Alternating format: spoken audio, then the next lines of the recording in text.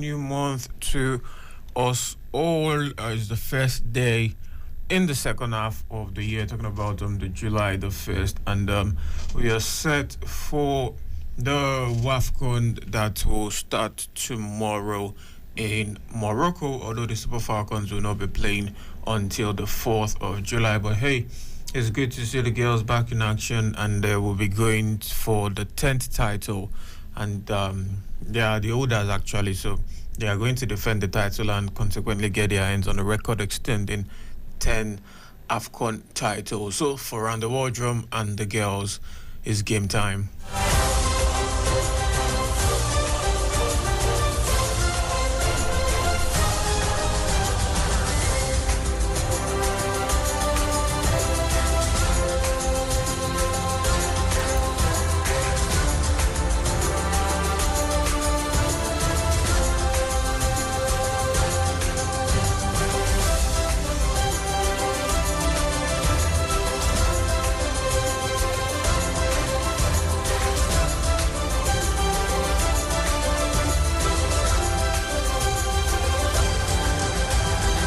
Also, in the world of transfers, where the buzz is coming from, where most of the buzz is coming from, we have Chidera Ojuke set to join Hertha Berlin on loan.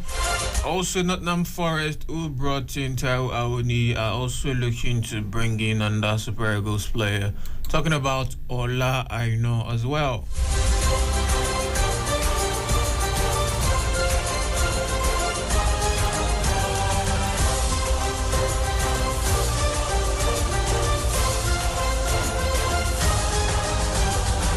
Subsequently this weekend, NPFL will be back in action. Yes, we know that Rivers United have won the title already, but hey, there are still a lot of things to play for. You still have the third position, Continental. The last Continental ticket is still at stake. It's still going to be dragged for between about 5 teams like Remo Stars, Enyimba, Enugu Rangers, and Kwara United. Then you have the relegation battle as well, still coming up.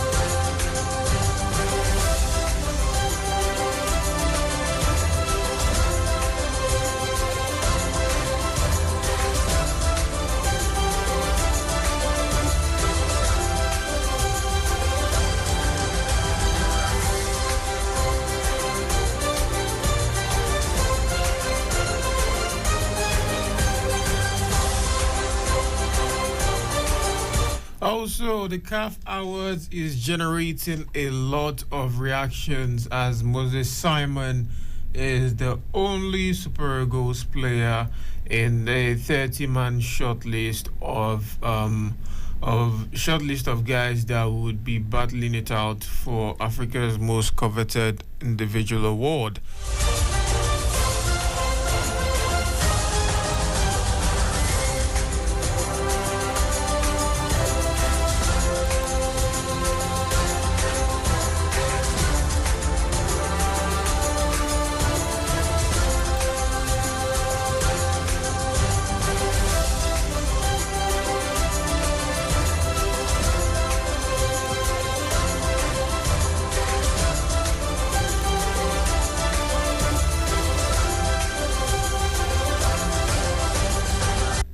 All right, let's start this morning with the CAF award the list of players that have been released to compete for the CAF award, and we have Super Eagles of Nigeria and Nantes forward. Talking about Moses Simon, who has been included in the short list for the Player of the Year award. The list has a total of 30 players, with majority of them plying their trade outside the shores of their country. Moses Simon, who plays for Nantes in France, impressed this year's Africa Cup of Nations are held in Cameroon and beat other Nigerians like Victor Osimhen, who was Napoli's top goal scorer in the Serie A, and the trio of Joe Aribo, Leon Balogun, and Calvin Bassey, who made it to the final of the UEFA Europa League with their club Rangers to the list. Moses Simon scored 6 goals for Nantes during the just concluded Ligue 1 season and 1 goal during the AFCON.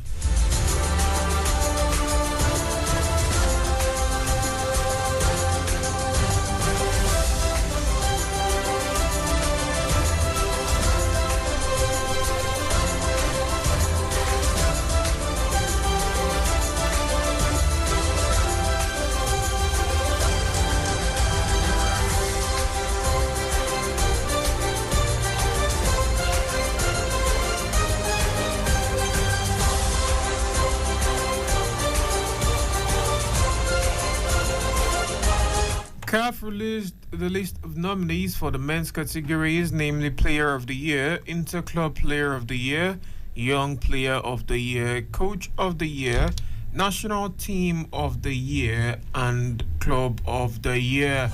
The winners of each category will be decided by a voting panel made up of CAF Technical Committee, media professionals, head coaches, and captains of member associations and clubs involved at the group stage of the interclub competitions. Well, that's very similar to what we have in the Ballon d'Or as well. The winners of each category will be decided by a voting panel made up of CAF Technical Committee, obviously, and a host of other professionals. The award will be held ahead of the final of Africa's flagship women's competition, talking about the Women's Africa Cup of Nations, which begins on the 2nd of July to the 23rd of July 2022. And we also coincide with the 2-year anniversary of the launch of the CAF Women's Football Strategy.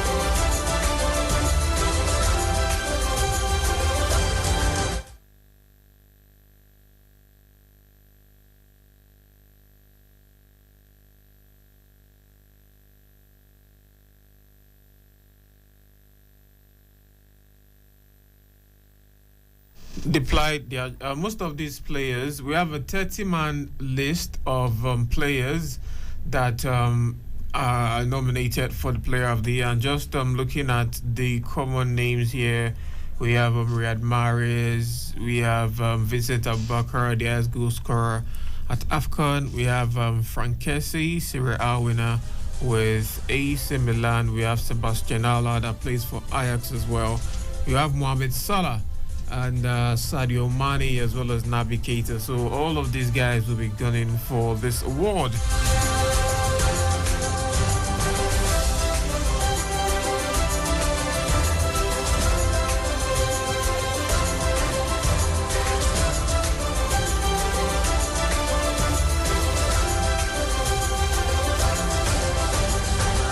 Well, regardless of the absence of Osimhen in this list, you just have to, move forward. Moses Simon has also reacted to his nomination. He was happy, he expressed his gratitude and all of that. So it's basically, something that all the players will also be gunning for as they prepare for the next AFCON in Ivory Coast 2023.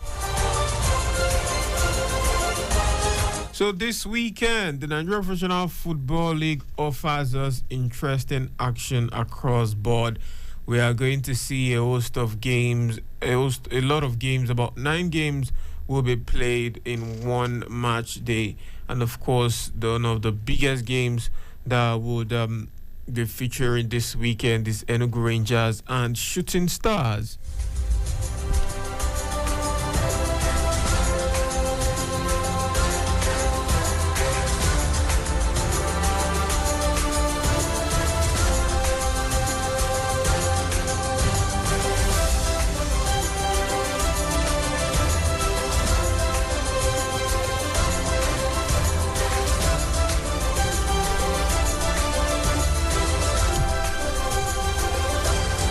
Other fixtures will see Abia Warriors host Gombe United, while Sunshine Stars will travel to Atland in Owerri. Kwara United in Ilorin will welcome Nasarawa United in Lagos. It is MFM FC that will host Niger Tornadoes, while Plateau United will slug it out with Lowobi Stars. Well, Plateau United, their race came to an end 2 matches ago when they lost the title already. But they will take solace, obviously, in the fact that they will be playing on the continent next season.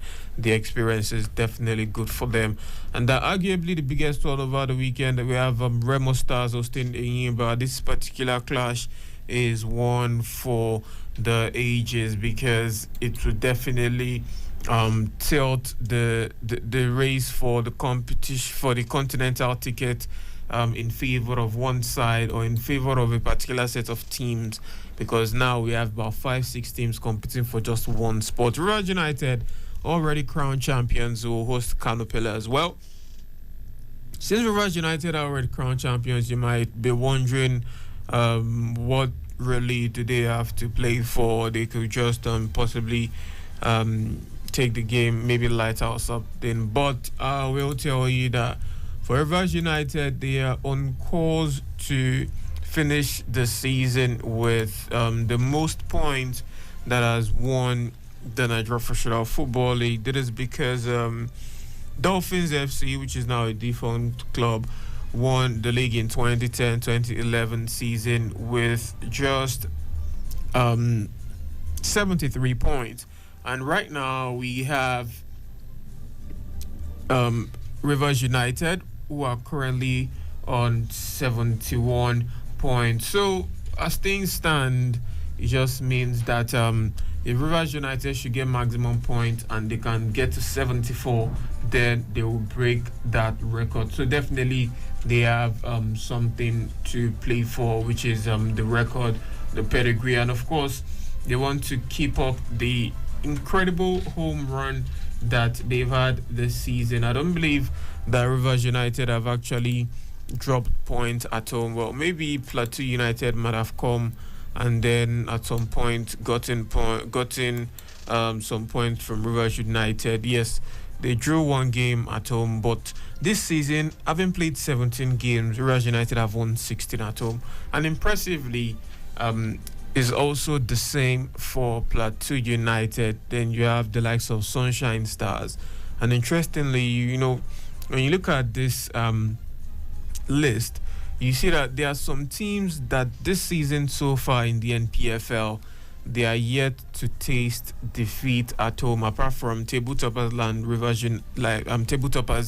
like Rivers United and Plateau United. So if we also look further, then we'll see that Kwara United, who have played 17 games at home, have won 13 times, and they've picked up 3 draws, no loss at home. You also have Nasarawa United, with 13 wins and 5 draws. Gombe United as well with 12 wins and 5 draws.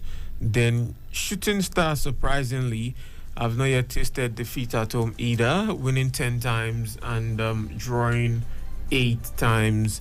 And then you also have Abia Warriors, who have won 10 of their home games and drawn 7. So for Rivers United, we just want to keep making that impressive record. For Canopilla as well, their record on the road is not that impressive, but at least they are the 7th best side. They scored 9 goals on the road, conceded 26.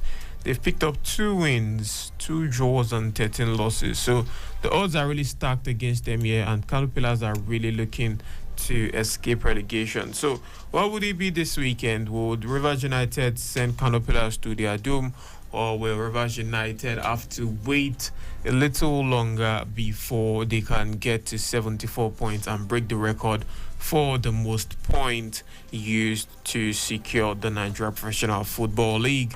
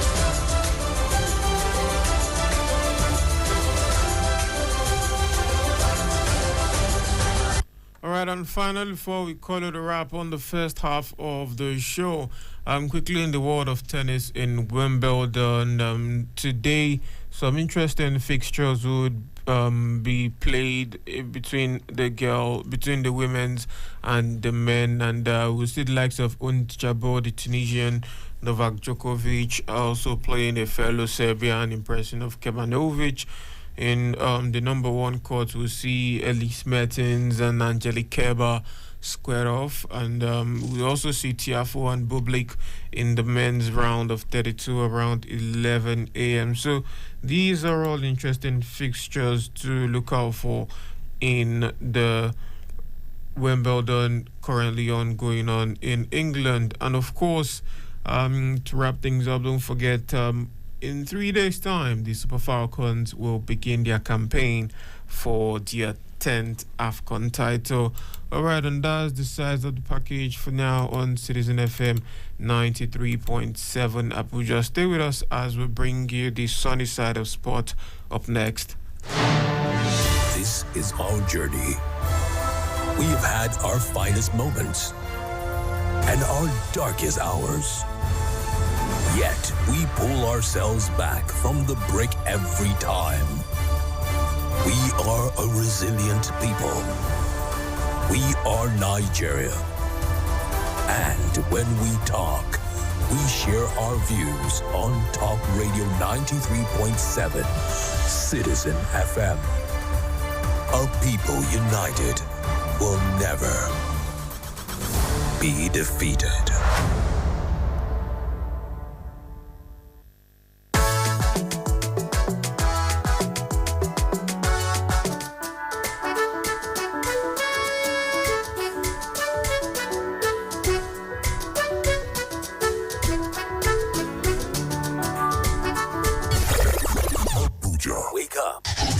Reach out. Speak up. Speak out. You are the voice of a new generation. And this is your station. Talk Radio 93.7 Citizen FM. Ladies first on Thursday's show. The Africa Women's Cup of Nations football tournament kicks off Saturday in Rabat, Morocco. 12 teams have been placed in 3 groups of 4 each. Group A has host Morocco, Burkina Faso,